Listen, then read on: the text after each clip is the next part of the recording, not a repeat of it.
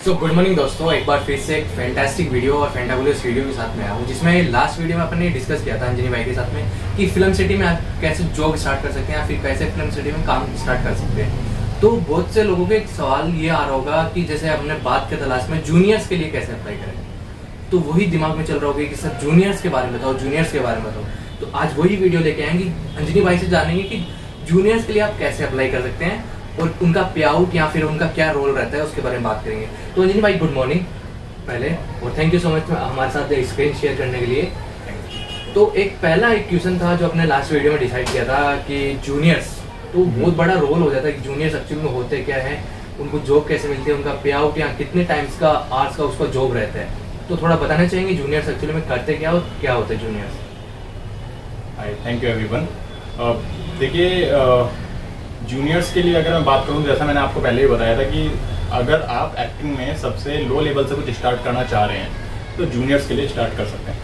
अभी जूनियर्स के लिए क्या है कि अगर आप बात करते हैं पे आउट की, तो पर डे का जूनियर्स 500 से लेकर 1000-1200 तक पर डे वो अर्न कर सकते हैं। मतलब 500 से लेके 1000-1200 तक एक दिन का उनको मिलता है। अब ये तो डिपेंड करेगा कि वो किस प्रोडक्शन हाउस के लिए काम करने जा रहे हैं या किस कोऑर्डिनेटर के थ्रू वो काम कर रहे हैं।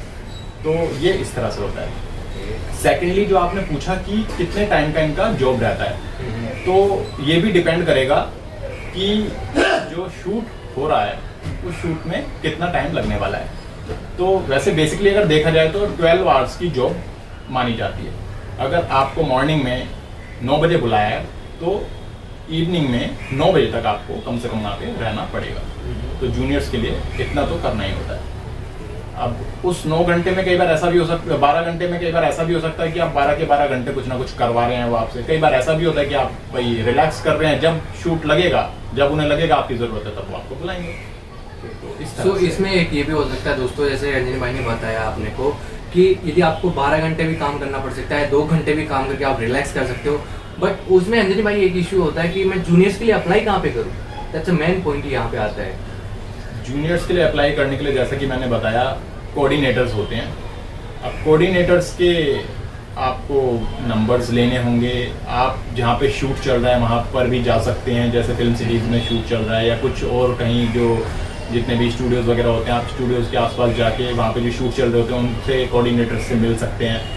नहीं तो कोऑर्डिनेटर्स के नंबर होते हैं। ग्रुप्स आप ज्वाइन कर सकते हैं। व्हाट्सएप पे ग्रुप्स होते हैं, फेसबुक पे ग्रुप्स होते हैं, इंस्टाग्राम पे ग्रुप्स होते हैं, टेलीग्राम पे ग्रुप्स होते हैं। उन ग्रुप्स को आप ज्वाइन कर सकते हैं और उसमें जो कोऑर्डिनेटर्स होते हैं उनके पास अपन प्रोफाइल भेज सकते हैं उनको। सो अंजनी भैया, जैसे आपने पहले डिसाइड किया था कि अपन जूनियर्स पे वीडियो बनाए, तो जैसे आपने बताया कि ग्रुप में अपन ऐड हो सकते हैं, यहाँ टेलीग्राम पे हैं, व्हाट्सएप पे हैं, फिर फेसबुक इंस्टाग्राम पे।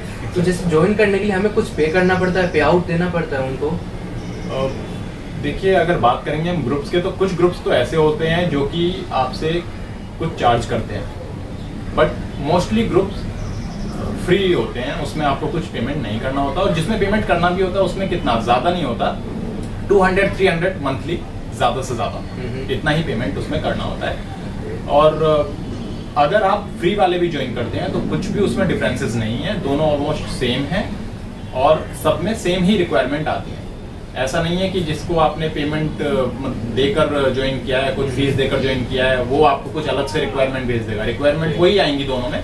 बस हाँ, इतना हो सकता है कि जो फ्री वाले ग्रुप्स होते हैं उसमें हर किसी के लिए रिक्वायरमेंट आएगी, लेकिन अगर आपने कोई पेमेंट देके कहीं पे कोई ग्रुप ज्वाइन किया तो वो आपके लिए ज़्यादा इतना कर सकता है कि कुछ उसमें से फिल्टर करके आपके लिए भेजेगा कि भाई आपकी एज के अकॉर्डिंग सिर्फ है, वो आपके लिए भेजेगा।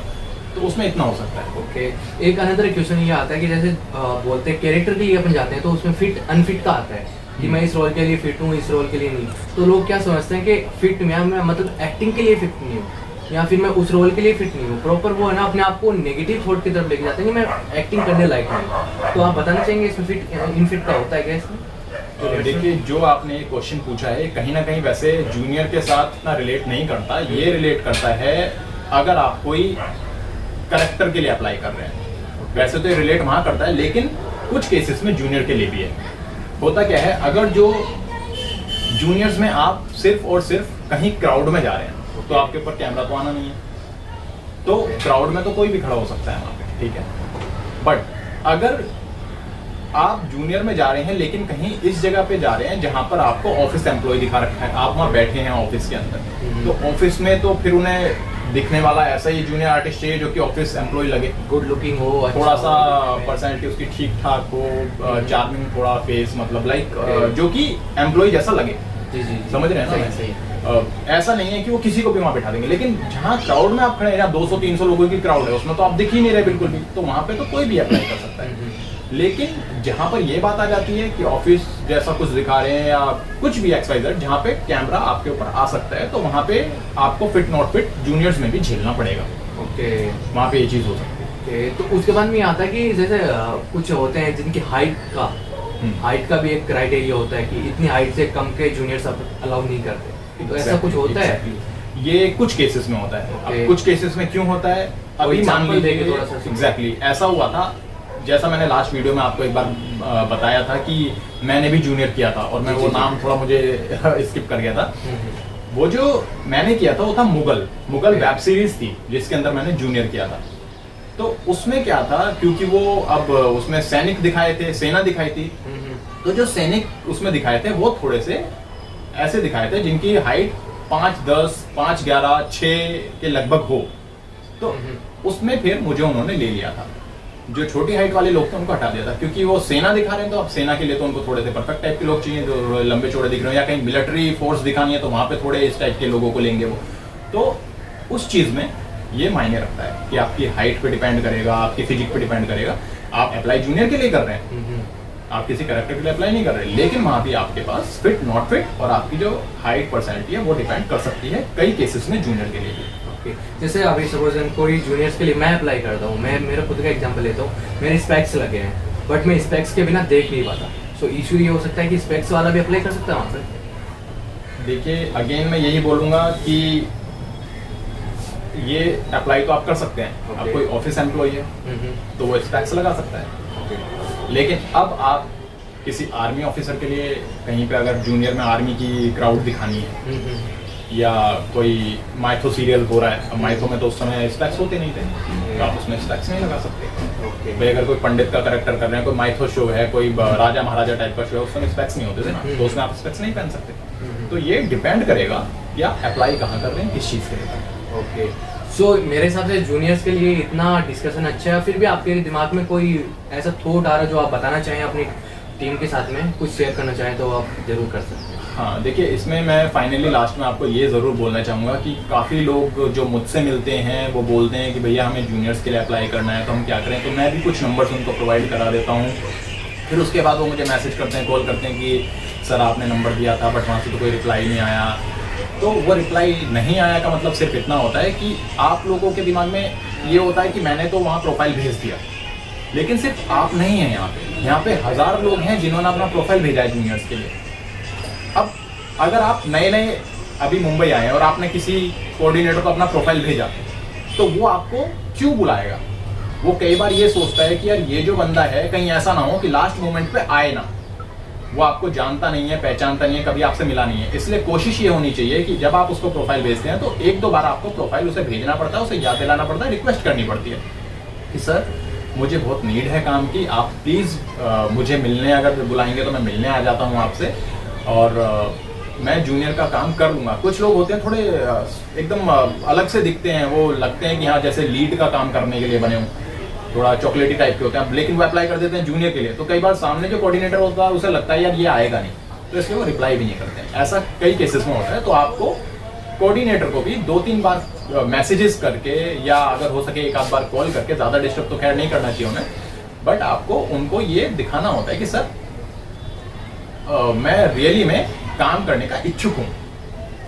नहीं तो आपने एक बार मैसेज भेज दिया, उसने देख लिया, अब उसको तो 1000 प्रोफाइल पड़े हैं, उसने नहीं बुलाया, आप 2 महीने वेट कर रहे हैं कि यार कॉल नहीं आया। तो इसलिए आपको 2-3 बार उनको आफ्टर 2 डेज 3 डेज 2-3-4 बार उनको अपना प्रोफाइल के बारे में उनको नोटिस कराना चाहिए कि सर मैंने प्रोफाइल भेजा है, please allow me for audition और समथिंग व्हाटएवर। इस तरह से उनको बताना। तो अंजनी भैया देखो, अभी जस्ट मेरे वीडियो कंप्लीट होने के टाइम में मेरे को अभी याद आया कि एक पॉइंट तो अपन जो भूल गए, बात आती पैसे कब मिलेंगे।